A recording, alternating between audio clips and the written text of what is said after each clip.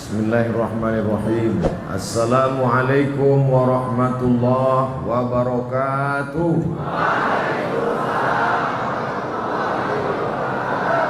Sekarang kita bahas tentang perjalanan hijrah Nabi Muhammad sallallahu alaihi wasallam. Hijrah ini berawal hari Kamis. Jadi hari Kamis itu berkumpullah datuk-datuk, nenek mama, hulu balang di sebuah lembaga namanya Darun Nadwa. Kalau di Pekanbaru, tadi kami berkumpul juga tadi sore. Nama lembaganya LAM, Lembaga Adat Melayu Riau. Saya alhamdulillah dua-dua saya masuk, LAM sama MIM. LAM Lembaga Adat, MIM Majelis Ulama. Nun aja yang belum lagi. Nun itu bahasa Jawanya apa?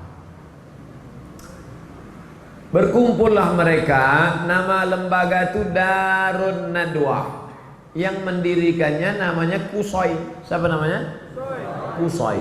Muhammad, anak Abdullah, anak Abdul Muthalib, anak Hashim, anak Abdi Manaf, anak Kusoi.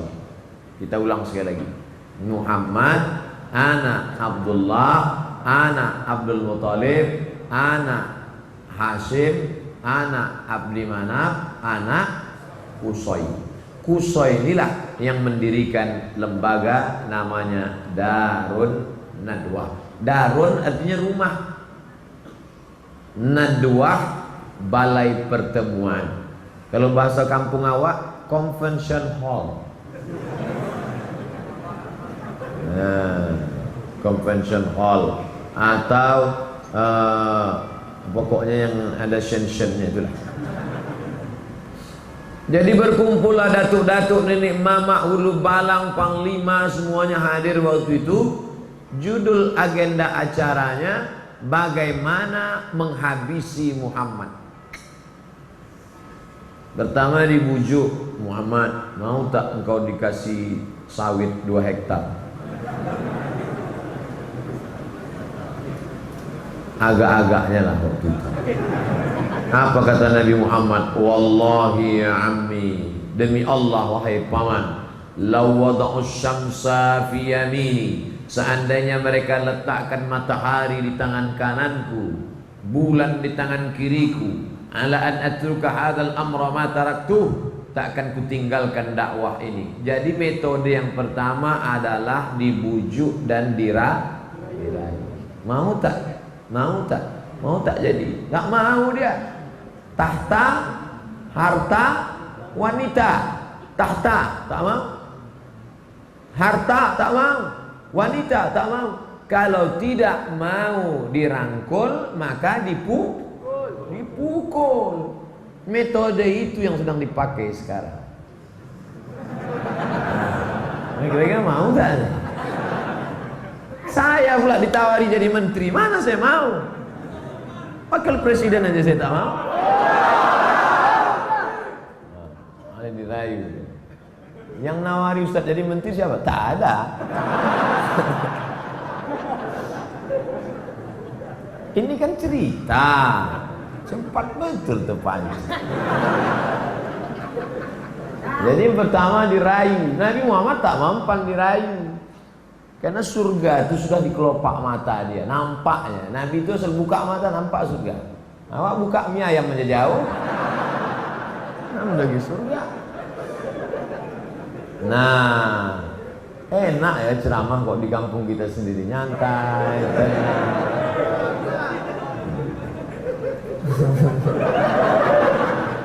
Nah, lalu kemudian tak mempan, maka ini mesti harus dihabisi. Ditambah lagi paman dia yang dihormati itu meninggal dunia, namanya Abu Thalib.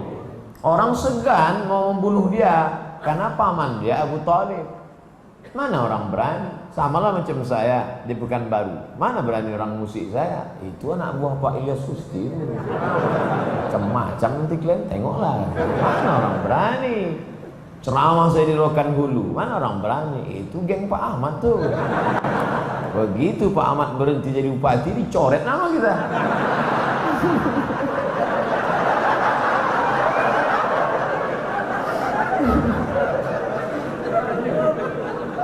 terbuka pula cerita. Nah, jadi setelah Nabi Muhammad SAW meninggal, barulah mereka, ini Muhammad harus dihabisi. Akhirnya rapatlah mereka pagi Kamis itu mau menghabisi Nabi Muhammad SAW. Nama pimpinan sidangnya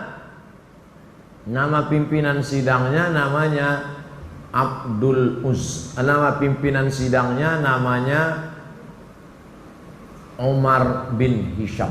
Siapa namanya? Umar bin Hisham. Kenal Bapak Umar bin Hisham?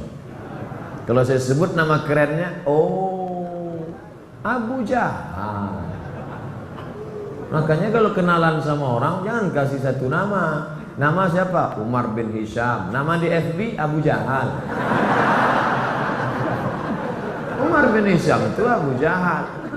Saya dulu tanya, nama Ustadz siapa? Abdul Somad. Loh, kami cari di FB kenapa tak dapat? Di FB Anton.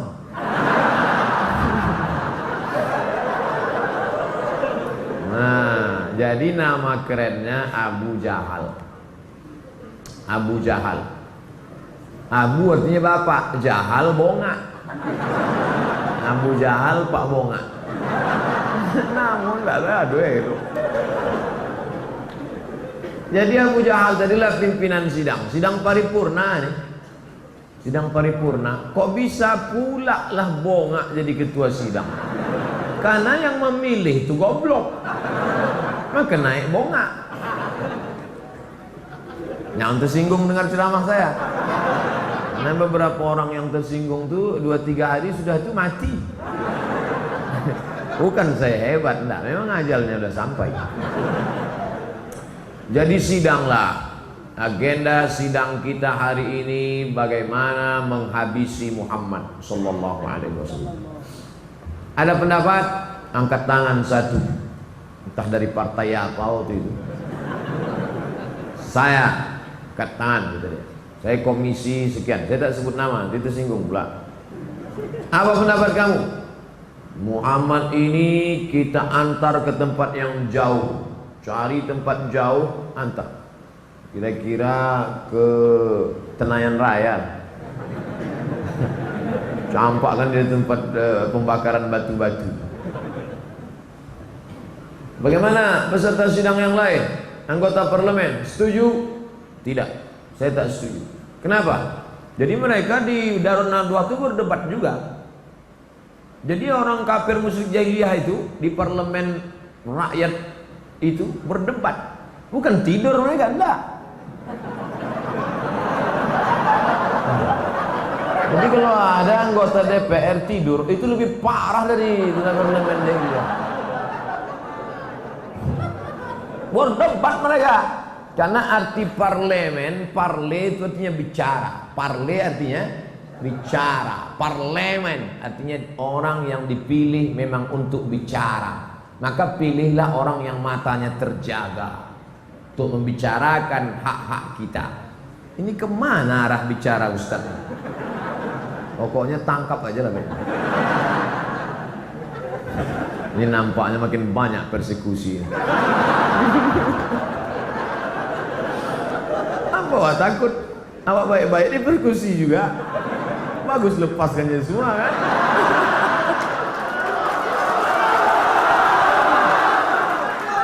Nah, udah itu tak setuju saya. Kenapa kamu tak setuju? Muhammad ini orangnya karismatik.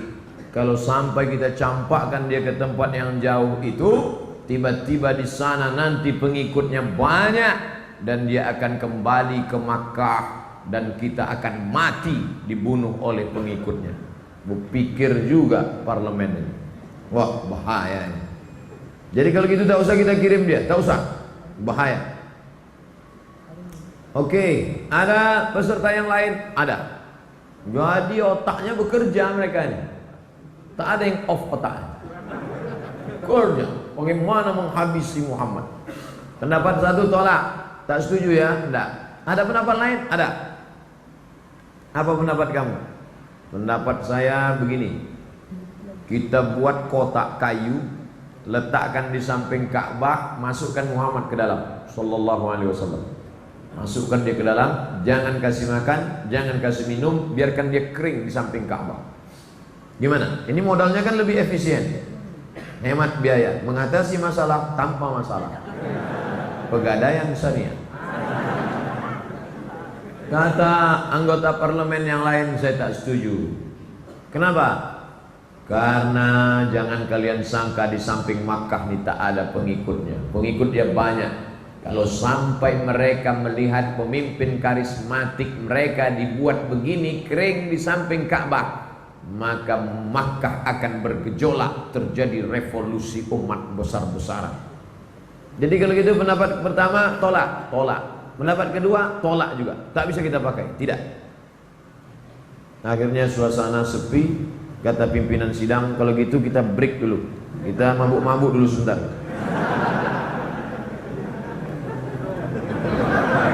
Itu tak ada, saya aja nambah-nambah. Bismillah.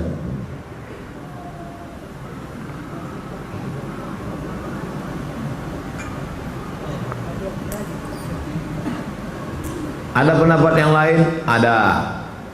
Siapa yang berpendapat? Pimpinan sidang Umar bin Hisham berpendapat. Apa pendapat kau Umar bin Hisham? Kalau kita antar ke tempat jauh nanti pengikutnya banyak, betul. Kalau kita kurung di Makkah nanti bergejolak, betul. Ini paling efisien. Gimana? Cari anak muda yang paling tegap badannya, kasih dia pedang paling panjang, masuk ke dalam kamar Muhammad malam-malam, bacok kepalanya. Selesai. Waktu itu sniper belum ada lagi. Sniper dari Jawa ya. Nanti kalau bapak tiba-tiba tengok Ustadz Somad hilang, berarti udah kena yang ketiga. Kirim satu orang, mati. Selesai. Oh, yang lain tak setuju. Saya tak setuju. Kenapa? Kamu tahu Muhammad itu siapa? Muhammad, anak Abdullah, anak Abdul Muttalib, anak Hashim, anak Abdi Manaf, anak Qusay, keturunan Kilab, Lu'ay, Fihir, cucu Adnan, mengalir darah Ismail, anak Ibrahim alaihi salam. Kalau sampai cucu Ibrahim dibunuh, maka kabilah yang lain mengamuk. Akhirnya suasana rapat, deadlock. Voting tak ada waktu itu. Bingung mereka, gimana ini? Muncul ide. Orang yang jahat-jahat tuh idenya dari mana? Dari setan. Main otak setan, mindset otak setan. Ada aja idenya kalau untuk yang jahat-jahat. Yang baik-baik pula ngantuk.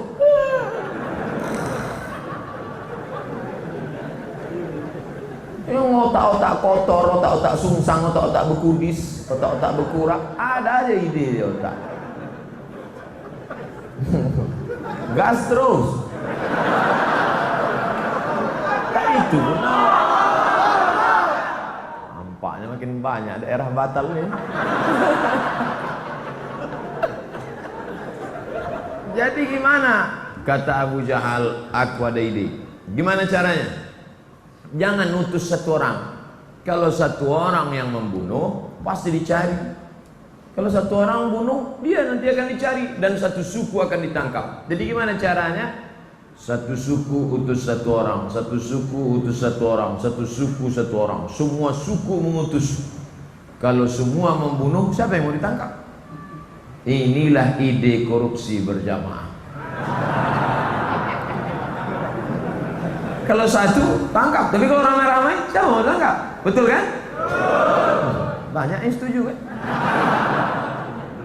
Akhirnya diutuslah anak muda. Mantap ide ini Abu Jahal. Mantap ide ini, mantap. Akhirnya Kamis dari pagi mereka sidang, Kamis siang ditetapkan, maka hari Kamis ditetapkan setiap suku mengutus satu anak muda, satu anak muda, satu anak muda. Eksekusinya kapan? Langsung dalam waktu yang sesingkat-singkatnya, nanti malam Jumat. Dengan ini sidang ditutup oleh Abu Jahal. Mereka pun tanda tangan untuk pengambilan gaji. uang tunjangan, uang apa segala macam. Habis itu mereka pun balik ke rumah masing-masing. Sidang pun tutup, Daruna 2 tutup. Selesai. Datanglah Jibril ke rumah Nabi Muhammad SAW. Muhammad, nanti malam engkau hijrah. Kata Nabi, kenapa gitu Jibril? Karena tadi sudah dapat bocoran. Itulah gunanya ilmu sadap menyadap. Jadi rupanya rapat tertutup pagi itu disadap. Sadap itu maksudnya apa sadap? Bukan memotong gotah. Itu menaki. Sadap itu direkam. Itu kerja KPK itu sudah ada sejak zaman Nabi Muhammad sallallahu alaihi wasallam. Zuhur Nabi pergi ke rumah Abu Bakar. Assalamualaikum Abu Bakar. Waalaikumsalam. Nanti malam kita hijrah Abu Bakar. Siap ya Rasulullah? Abu Bakar memang udah lama siap, tinggal menunggu saja. Kenapa nanti malam wahai Rasulullah? Karena tadi Jibril sudah membawa berita ke rumahku bahwa nanti malam anak muda akan memancung kepalaku dan saat itulah kita keluar. Oke, siap. Siap Abu Bakar Siddiq. Apa pelajaran dari sini? Kita perlu sahabat setia. Makanya saya tak khawatir karena sahabat saya banyak. Banyak sahabat Ustaz. Di Instagram 4 juta sekarang. Saya mau ngasih tahu aja, follower saya banyak. Di FB 1.200.000. Tapi yang siap mati tak tahulah. Nah, tak bisa kita one man show sendirian, tak bisa. One man show, main tunggal, tak bisa. Harus ada sahabat. Ada Pak Kapolsek, ada Profesor Ilyas Susti, dari politisi Pak Dr. Anus Ahmad MSI, dari akademisi Profesor Dr. Ilyas Susti, dari kepolisian Pak Kapolsek. Maka kita berani. Jadi berani ini kan ini. Kalau tak ada mereka pucat juga kita.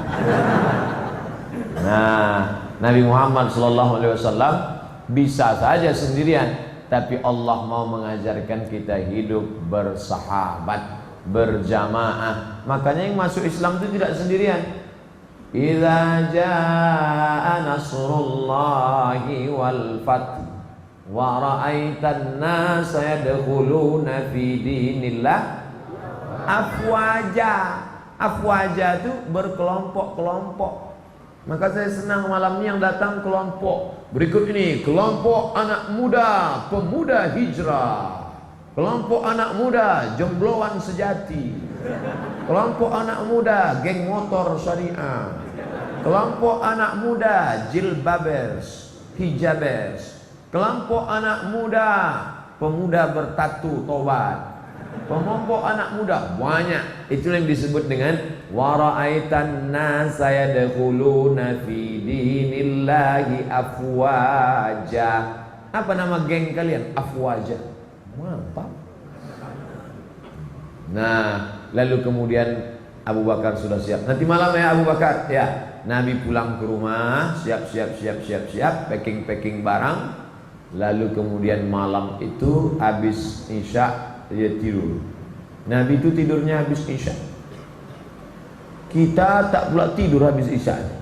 InsyaAllah ceramah ini tak lama nih, biar cepat kita tidur. Nabi tidur setelah Isya biar supaya mudah tahajud malam. Kenapa kita sekarang payah tahajud? Karena habis Isya acara. Makanya habis Isya ngobrol itu makruh, kecuali untuk bicara akhirat, untuk ngaji. Tidur yang paling berkualitas kata Pak Dokter habis Isya. Jam 8 habis Isya, 9, 10, 11, 12, 1, 2, 6 jam tidur paling berkualitas. Katanya harus tidur 8 jam Pak Ustaz. Kalau tak tidur 8 jam kena penyakit 5L, lemah, letih, lesu, letoy, loyo, lunglai. Tidur itu bukan jamnya, tapi kualitasnya tidur itu. Coba tengok kawan-kawan kita security yang malam tak tidur. Siang tidur dia dari jam 6 pagi sampai jam 6 petang. Sholat jamaah takhir semua. Lemas juga badan dia. Tapi ada orang yang tidurnya sedikit aja, tapi berkualitas. Makanya habis isya tidur. Tak bisa lah Pak Ustadz, kami ada acara. Oke, tambah 2 jam. Jam 10 tidur. Tadi saya mulai ceramah nih jam setengah 9. Sekarang sudah jam setengah 10 kurang 10. Berarti saya sudah ceramah 50 menit. Kejap lagi habis.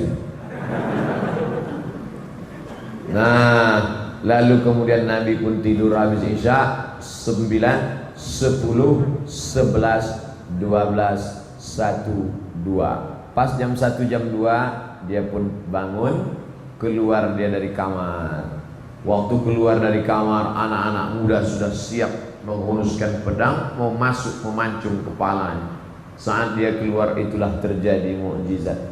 Wa ja'alna min baini aydihim saddan wa min khalfihim saddan fa aghshaynahum fahum la yubsirun.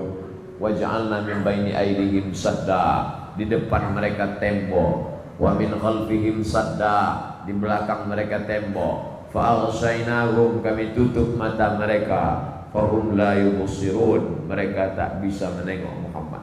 Nabi buka pintu, Nabi lewat, mereka macam orang kena pukau. Dan dipoto pula. Mengangguk. Dilemparkan Nabi pasir ke kepala mereka. Nabi pergi, setelah Nabi pergi baru mereka terbangun, pegangnya kepala. Pasir. Masuk mereka ke dalam, mereka mau cincang tempat tidur Nabi. Buka dulu selimut, coba buka dulu. Begitu dibuka selimut, Sayyidina Ali. Ali, iya, Muhammad mana? Mana? Aku tahu, kata dia.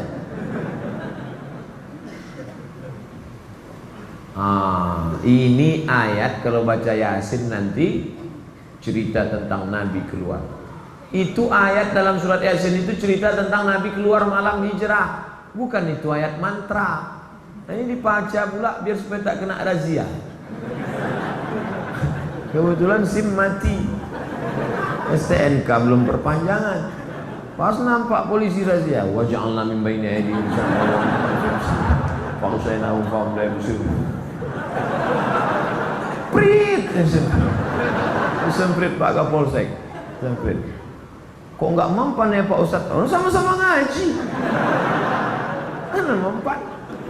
Aku baca itu juga, kata Pak Kapolsek. Kecuali polisinya hantu, barulah mempan. Makanya uruslah SIM. Saya urus SIM. SIM A, SIM C tak pernah saya tinggal. Walaupun saya naik helikopter tadi. Saya mau ngasih tahu aja. Urus SIM lu.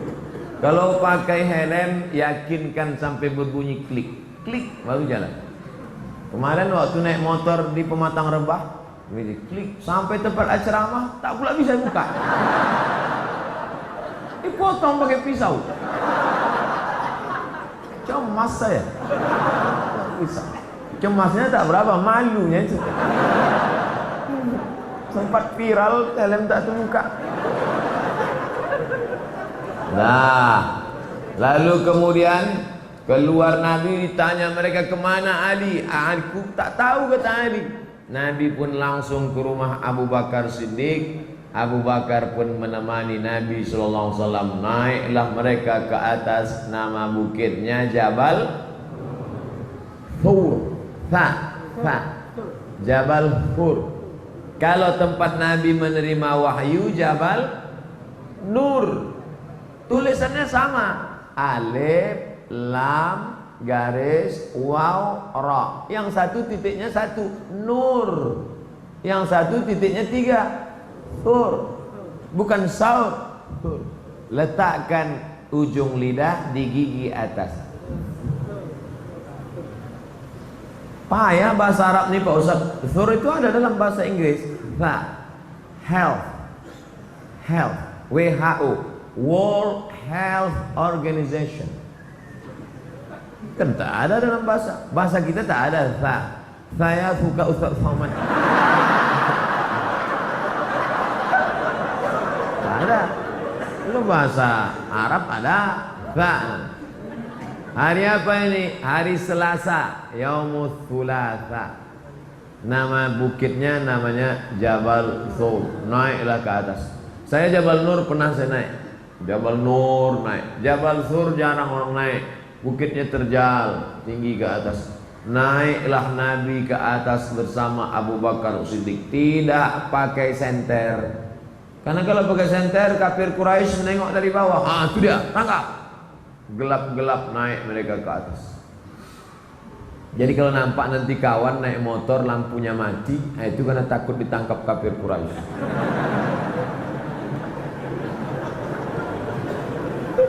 Naik mereka ke atas. Tengah malam gelap, jam 2 malam, jam 3 malam, sampai ke atas. Nabi udah mau masuk ke dalam Jabal Sur, ada gua kecil. Mau masuk Nabi ke dalam, ditahan Abu Bakar. Jangan ya Rasulullah. Kenapa kata Nabi? Mana tahu ada binatang berbisa di dalam. Biar aku cek dulu. Masuk Abu Bakar ke dalam, dicek Abu Bakar, tengok tak ada ular, tak ada kalajengking, bersih. Silakan masuk ya Rasulullah. Andailah kita sama Nabi malam itu.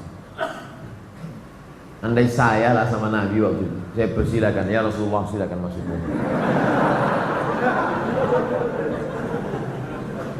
Aku tak ada yang mengawal. Kalau engkau ada Jibril, Mikail, Israfil, Israel.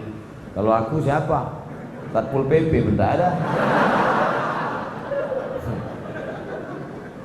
Abu Bakar Siddiq nyawanya diberikannya untuk Nabi Muhammad sallallahu alaihi wasallam. Makanya kalau kita salat tarawih, Al-Khalifatul Awwal Abu Bakr Siddiq.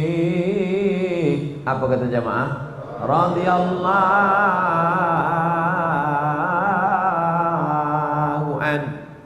Belum pernah lagi protokol manggil saya. Berikut ini mari kita panggil Al-Mukarram Ustaz Abdul Somad. Tiba-tiba dijawab jamaah radhiyallahu an. Karena itu titel diberikan Allah karena perjuangan untuk Nabi Muhammad sallallahu alaihi wasallam. Setelah bersih, masuklah Nabi ke dalam. Abu Bakar bersandar ke dinding gua, batu, bukan macam kita tanah, bersandar dia. Jadi kalau ada nampak jamaah bersandar, itu bukan dia mengantuk, dia ingin mengenang bagaimana hijrah Muhammad. Supaya terasa. Tak boleh kita suuzon sama orang. Cuma Abu Bakar malam itu. Bersandar Abu Bakar, kaki Abu Bakar nih melonjor, manjak karena capek lelah berjalan. Datang Nabi Muhammad sallallahu alaihi wasallam meletakkan tengkuknya di atas paha Abu Bakar. Saya sama Umar yang bawa acara tadi akrab, lama sudah saya kenal. Waktu dia nikah saya tausiah. Tapi rasanya kalau dia duduk meletakkan ke paha dia sekan pula. Nabi dengan Abu Bakar tak ada jarak. Diletakkannya tengkuknya ke paha Abu Bakar. Nabi pun tertidur. Tak lama Nabi tertidur, terbangun Nabi, menetes air dari atas. Kata Nabi, gelap. Air apa nih Abu Bakar? Hujan tak mungkin, embun tak mungkin. Air apa nih Abu Bakar? Kata Abu Bakar, air mataku ya Rasulullah. Kenapa engkau menangis? Kakiku disengat binatang berbisa. Kakinya disengat binatang berbisa. Bapak ibu kalau mau tahu rasanya, balik dari sini, pergi ke tempat jual makanan ikan arwana. Beli lipan agak 3 biji. Nah, kalau mau merasakan bagaimana Abu Bakar malam itu. Kakinya bisa dia tahan, tak bergerak kakinya, memangku kepala Nabi Muhammad SAW, bisa tak bergerak. Andai kita lah yang mangku malah melompat. Mohon maaf ya Rasulullah, tak tertahan gila-gila. Abu Bakar kaki bisa ditahan, tak bergerak kakinya, disengat binatang itu tak bisa ditahankan ya. Tapi ada satu yang tak bisa ditahannya, air mata tak bisa ditahan. Makanya kadang kita tengok anak-anak muda di kantin kampus tuh menangis, menengok lontong. Kau nangis kenapa? Galau Pak Ustaz. SMS nggak dibalas, telepon nggak diangkat. Pret. Mental kerupuk. Baru menghadapi itu gimana mau melawan Israel? Maulah pakai pampers. Begitulah Abu Bakar Siddiq menahankan sengatan. Satu yang tak bisa ditahan, air mata. Tapi sekarang ada ibu-ibu yang bisa menahan air mata. Waktu meninggal lakinya tak nangis deh. Tanya, ibu tak nangis? Tidak Pak Ustaz. Kenapa? Udah lama aku tunggu.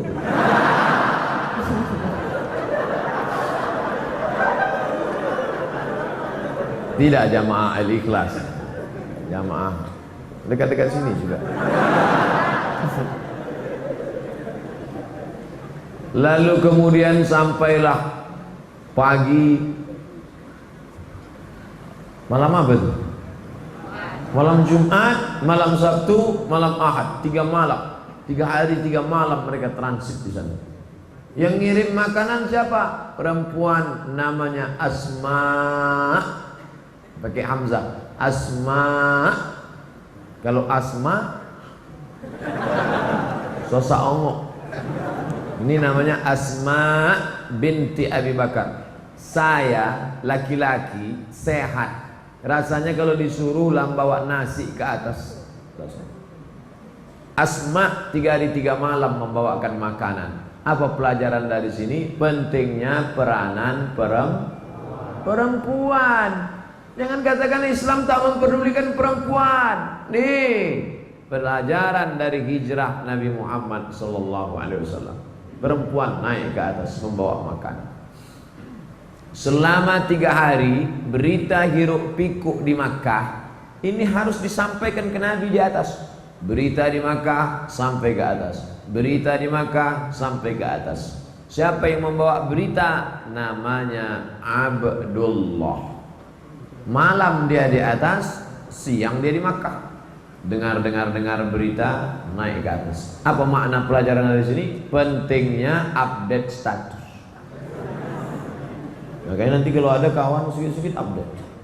Alhamdulillah Ustaz Somad sudah berada di tempat. Alhamdulillah Ustaz sudah menduduki. Alhamdulillah Ustaz baru saja minum. Itu ciri-ciri Abdullah. Update mantau terus. Itu juga kalau ada kawan-kawan mengambil gambar, itu termasuk ciri-ciri Abdullah yang mengambil. Allahu Akbar. Dah. Yang mengantar makanan Abdullah. Asma yang membawa berita Abdullah. Yang menemani di gua Abu Bakar. Yang menempati tempat tidur Nabi Ali bin Abi Thalib. Ada pula yang pura-pura mengembala kambing di bawah untuk ngasih kode ke atas. Kalau tiba-tiba nanti datang kafir Quraisy, namanya Amir bin Fuhairah. Inilah yang dikenal sekarang dengan istilah job description, pembagian kerja. Nah, jadi adik-adik yang buat komunitas harus bagi kerja. Acara malam ini terwujud sedemikian orang banyak. Ini kan karena ada job description. Ada yang ngirim WA aja kerja. Alhamdulillah tabligh Al-Quran. Malam ini tak datang. Kau kemana? Aku ngirim aja gitu. Pahala dah dapat gitu. Ini pun berkurap juga otaknya. Kita itu kalau mengajak orang, kita berbuat. Jangan nyuruh orang datang. Hadirlah tabligh akbar, hadirlah tabligh akbar. Kau tak datang, aku dapat pahalanya aja lah. 3 hari 3 malam di dalam. Kenapa mesti 3 hari 3 malam? Menunggu suasana. Inilah yang disebut dengan strategi. Bahasa Arabnya siasah, bahasa kitanya siasat. Jadi jangan kalian bayangkan Nabi keluar rumah, langkah kaki, bismillahirrahmanirrahim, la haula wala quwata illa billah, apa yang terjadi terjadilah. Kan begitu. Itu namanya pasrah tapi tak rela. Nabi penuh dengan matang pembagian tugas kerja. Ali, kau tidur di tempat tidur aku. Abu Bakar, kau menemani aku di atas. Asma, bawa makanan. Abdullah, update berita. Amir bin Khairah, engkau pura-pura mengembala kambing. Malam Jumat, malam Sabtu, malam Ahad, mengkecoh musuh sehingga musuh kehilangan. Wah, hilang nih. Mana dia? Mana dia? Dia masih ada di lokasi, menunggu dulu. Karena kalau langsung berangkat ditangkap. Strategi. Nabi itu penuh dengan intelijensia. Ada bukunya, Intelijensia Nabi Muhammad sallallahu alaihi wasallam. Maka anak-anak muda harus belajar ini dari sejarah perjalanan hijrah. Malam Jumat, malam Sabtu, malam Ahad. Hari Ahad malam Senin baru mereka bertolak. Tapi yang tahu jalan itu tak banyak. Kalau ditempuh jalan biasa, keluar dari jalan ikhlas, masuk jalan nangka, habislah. Cari yang tahu gang-gang kecil, yang kira-kira tak kena razia. Yang tahu jalan itu seorang bernama Abdullah bin Uraiqid. Ingat namanya, Abdullah bin Uraiqid, pakai qaf sama ta. Uraiqid. Dan dia itu non muslim. Walaupun namanya Abdullah tapi dia non muslim. Abdullah bin Uraiqid. Apa pelajaran dari sini? Boleh berkawan dengan non muslim kalau tidak membahayakan. Nah, jadi jangan dia non muslim, hancurkan rumahnya, larikan pacarnya. Nabi berkawan dengan Abdullah bin Uraiqid 8 hari 8 malam dari kota Makkah menuju Madinah, yang menunjukkan jalan non muslim. Makanya berkawan dengan non muslim silakan. Bertetangga dengan non muslim tak apa-apa. Nikah dengan non muslim syarat dan ketentuan berlaku. Makan dengan dia, tengok rumah makannya dulu. Sederhana tak apa-apa. Bare Solo tak apa-apa. Tesalonika babi panggang jangan. Ustaz kok tahu? Saya selalu lewat situ. Nah, oleh sebab itu maka berkawan dengan beda agama tidak apa-apa. Wala ana abidun ma'abadtum wala antum abiduna ma'abud lakum dinukum. Ini dasar Islam. Lalu kemudian mereka melanjutkan perjalanan. Abu Bakar Siddiq penunjuk jalannya Abdullah bin Uraiqid, Nabi Muhammad SAW. Tentu ada duit, ongkos, biaya perjalanan. Siapa yang menanggung biaya hijrah? Abu Bakar Siddiq punya emas. Emas disimpan dalam kain. Ini kain, ini emas. Emas kalau dimasukkan ke dalam kain memuncul nampak kain.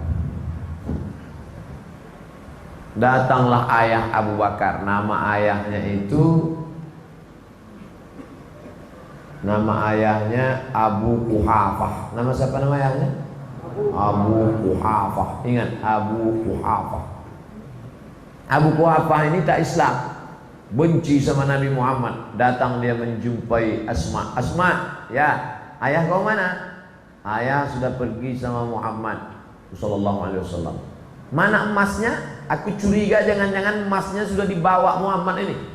Firasatku berkata emas nampaknya lah habis ini. Datang Asma, diambilnya batu, dimasukkannya ke kain. Atuh, oh atuh.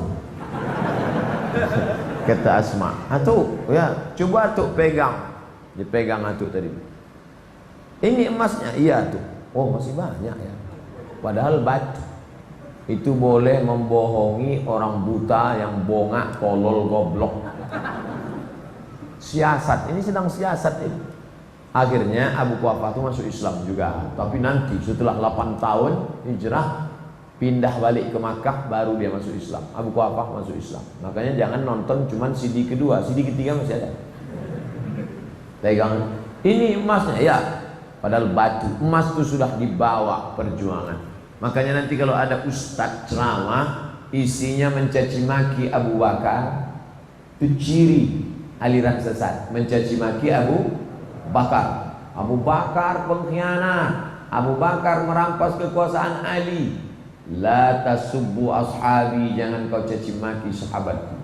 Law anfaqa ahadukum mithla Uhudin zahaban, seandainya ada di antara kalian yang bersedekah emas sebesar bukit Uhud, belum tentu dapat setengah mudnya Abu Bakar Siddiq.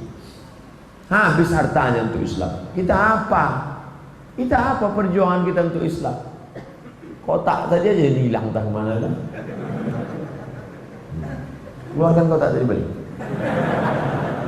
Ini udah cerita-cerita emas nih, saya yakin ibu-ibu itu udah siap nih. Mana dia Ustaz? Mana kan? Waktu kotak dibagikan di Mesir, acara penggalangan dana, mata saya menengok sendiri ibu-ibu orang Mesir itu mengeluarkan emas. Masuk dalam.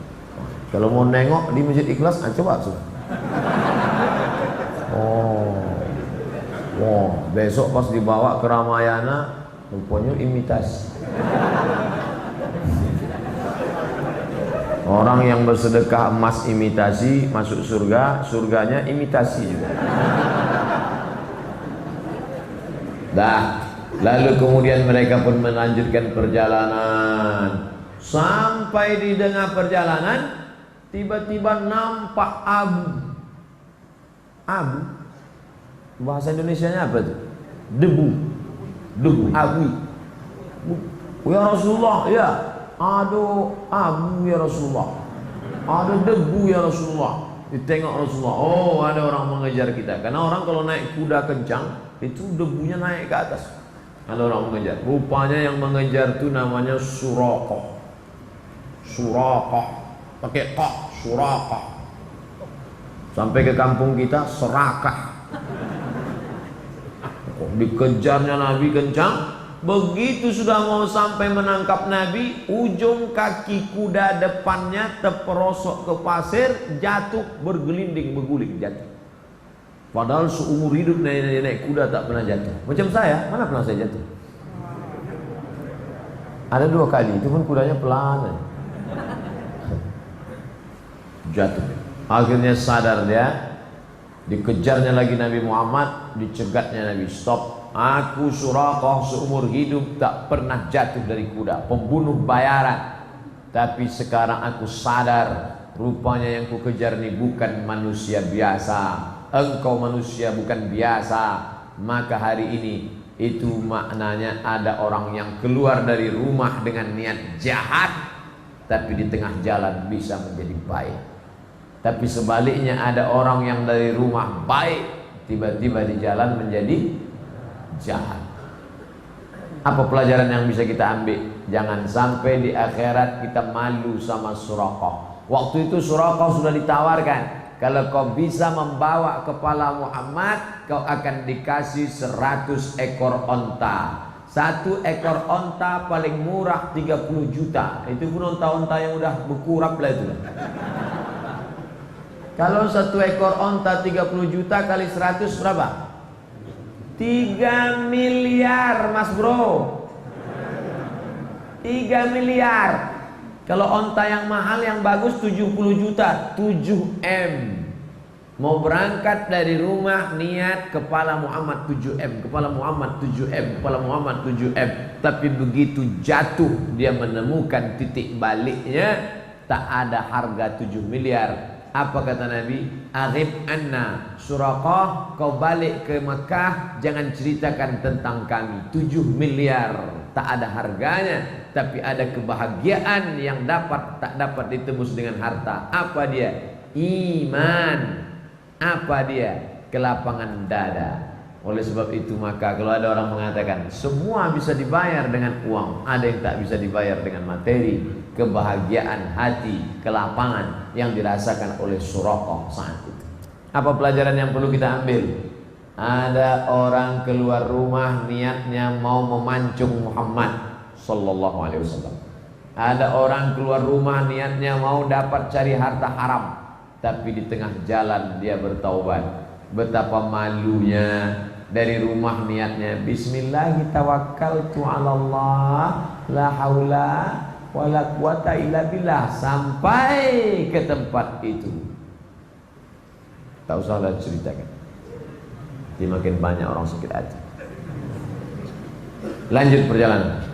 Lanjut. Berapa lama perjalanan ini Pak Ustadz? Berangkat hari Ahad malam Senin sampai di Kuba hari Senin. Malam Senin, malam Selasa, malam Rabu, malam Kamis, malam Jumat, malam Sabtu, malam Ahad, malam Senin, hari Senin. 8 hari, 8 malam. Sampai di perjalanan haus, air sudah habis. Boleh minta air susu kambing. Nampak peternakan kambing, boleh minta air susu kambing. Boleh kami minta susu kambing? Boleh, silakan. Tapi sekarang musim kemarau, susu kambing kering. Tapi kalau mau tes lah, di situ terjadi mukjizat. Ketika diperah oleh Abu Bakar, Nabi berdoa, didoakan Nabi, tiba-tiba ada air. Keluar air susu kambing 1 gelas. Abu Bakar menyapu bagian bawah. Bagian bawah itu disapunya. Kenapa disapunya? Dia tak mau ada pasir menetes kena ke pakaian Nabi. Tengok adab Abu Bakar. Dapat air minum, disapunya bagian bawah, dibikinkan Nabi. Lalu Nabi pun meminum air susu itu. Apa kata Nabi? Fasyariban nabiyyu hatta irtawaitu. Nabi meminum air itu sampai hausku hilang. Saya waktu membaca itu, Nabi minum air itu sampai hausku hilang. Yang minum siapa? Nabi. Yang hausnya hilang? Ini salah cetak buku. Nabi minum sampai hausku hilang. Sekarang kita tes.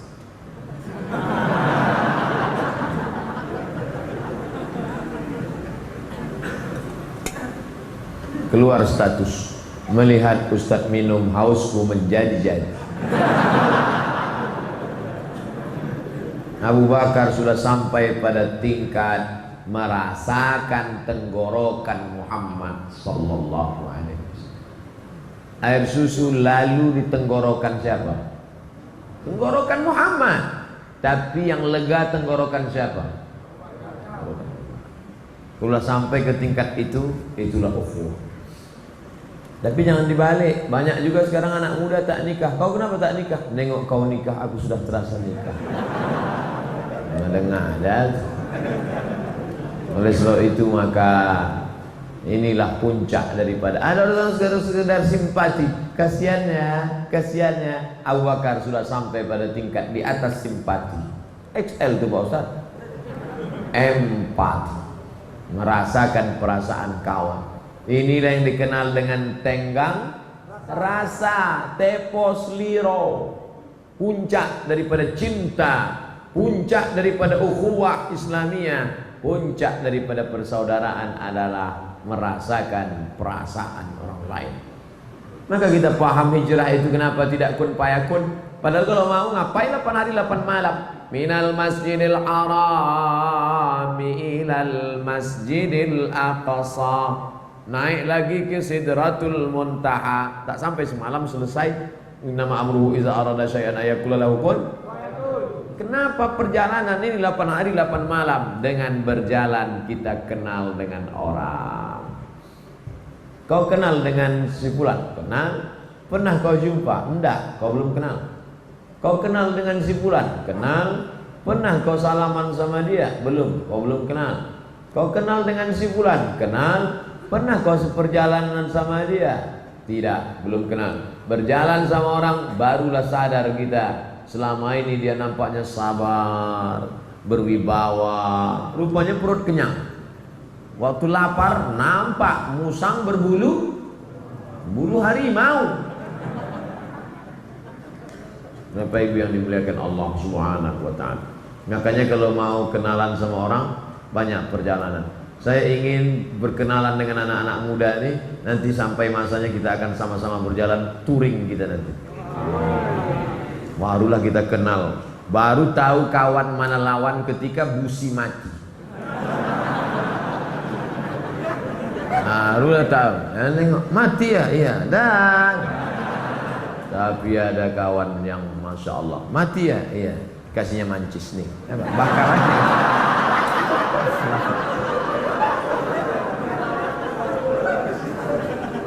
Ayo bro, kata dia, ku dorong dari belakang, diulurkannya kakinya. Ayo, demi engkau, nggak ada lo nggak rame. Gitu. Tapi jangan lama-lama pula, kata dia. Nah, akhirnya singkat cerita sampailah mereka disambut dengan tala'al badru alaina min saniyatil wada' wajaba syukru alaina mada'a lillahi da'. Terjadi ikhtilaf tentang tala'al badru alaina. Sebagian mengatakan sanadnya tak sahih. Mau sahih tak sahih, yang jelas bahwa ada kebahagiaan menyambut kedatangan Nabi Muhammad sallallahu alaihi. Begitu dulu sahabat, Nabi datang disambut tala'al badru alaina. Ustadz Somad datang ke rumahnya, disambutnya dengan lagu jatuh bangun aku mengejarmu. Begitu turun dari kendaraan, itulah pula lagu dinyanyikan. Maka saya banyak tak datang pesta-pesta kibut-kibut tunggal. Sekarang alhamdulillah sudah banyak pesta-pesta di Pekanbaru, tidak lagi pakai lagu-lagu maksiat, sudah pakai lagu-lagu religi.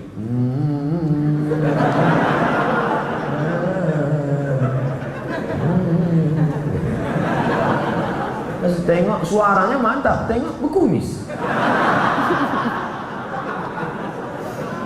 Jadilah ibu-ibu yang mau pakai rebana bagus, tapi jangan pula ada acara nikah nyanyikan lagu bila Israel datang mama, menangislah kedua mempelai di atas.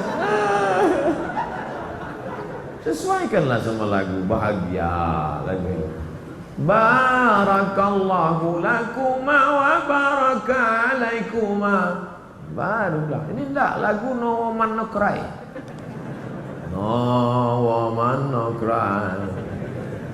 Yang menyanyi tak paham, yang mendengar tak paham. Sama-sama mengangguk. Tak apa diangguk kan? Sampai di Kuba hari Senin, menginap sampai malam Selasa, malam Rabu, malam Kamis, malam Jumat. Selama 4 malam berdiri satu masjid. Itulah dia Masjid Kuba. Bukan Fidel Castro. Kuba pakai kop, bukan Kuba. Kuba cerutu. Masjid Kuba. Siapa yang sholat di Masjid Kuba sama dengan umroh. Iya Pak Ustadz, iya, menyesal kami Ustadz, kemarin di Masjid Kuba tak sholat. Jadi apa? Ambil selfie. Tak sholat sunat. Sholat sunat di Masjid Kuba. 4 hari 4 malam berdiri satu masjid. Tanya Profesor Ilyas Musti bagaimana sulitnya mendirikan masjid. Ikhlas. Tanya Pak Dr. Andus Haji Ahmad MSI bagaimana susahnya dulu mendirikan Masjid Islamic Center Pasir Pengayarayan Rokan Hulu. Apa kata anggota-anggota dewan itu dulu? Mau buat masjid di pokok karet, iya, ciga sama cingkuk aja lah sholat di situ nanti. Tak yakin mereka ada manusia yang sholat di situ. Apa yang terjadi sekarang? 17.000 orang sholat di Islamic Center Pasir Pengarayan Rokan Hulu hari Ahad, hari Sabtu. Sabtu Ahad. Masjid terbaik se-Indonesia 2015. Menaranya 99 meter, pakai lift ke atas. Naik. Ustadz Somad, kalau Ustadz naik ke atas, nampak rumah Ustadz di Panam. Naiklah saya. Sampai ke atas saya tengok, tak ada. Kata bapak, nampak. Nengoknya pakai mata hati Pak Ustadz. Bayangkan, strategis, Rokan Hulu, sebelah kanan Sumatera Barat, Payakumbuh, sebelah kiri habis dari dulu Sumatera Utara. Riau, Sumatera Utara. Makanya hari Sabtu, hari Ahad, plat BK sama plat BA. BK, BA, BM pula tak ada. Bayangkan tuh hebatnya masjid. Makanya membangun peradaban berawal dari masjid. Karena Nabi bangun masjid pertama Makkah Masjidil Haram, Madinah Masjid Nabawi, Palestina Masjidil Aqsa. Makanya mencari menantu juga cari yang selalu ke masjid. Ibu-ibu di belakang, jangan cari menantu yang karaoke, diskotik. Kasihan anak gadis kita macam tidur sama babi hutan. Carilah masjid ikhlasnya. Tengok banyak ganteng-ganteng yang lajang-lajang. Cari ibu, kalau bisa ibu cari yang berdiri-berdiri. Itu tahan uji itu.